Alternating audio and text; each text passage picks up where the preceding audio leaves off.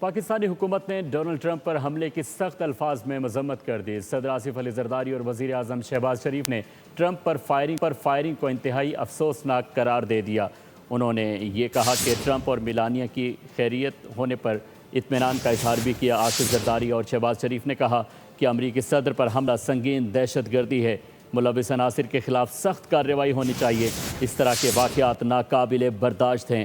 پاکستانی حکومت نے Donald Trump کے لیے نیک خواہشات کا اظہار بھی کیا۔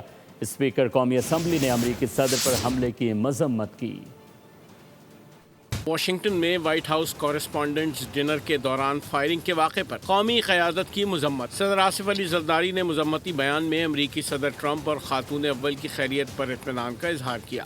کہا واقعہ سنگین دہشت گردی کے مترادف ہے، ملوث عناصر کے خلاف سخت کارروائی کی جائے۔ واشنگٹن میں وائٹ ہاؤس ڈنر کے دوران فائرنگ پر وزیر اعظم شہباز شریف کا اظہار تشویش۔ ڈونلڈ ٹرمپ کے لیے نیک خواہشات کا اظہار۔ شہباز شریف نے فائرنگ کے واقعے پر شدید صدمے کا اظہار کیا۔ ڈونلڈ ٹرمپ اور دیگر شرکاء کے محفوظ ہونے پر اطمینان۔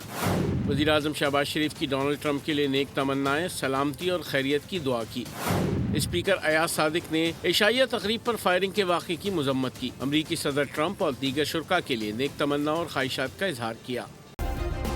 سبسکرائب کریں اور بیل دبائیں تاکہ کوئی خبر رہ نہ جائے۔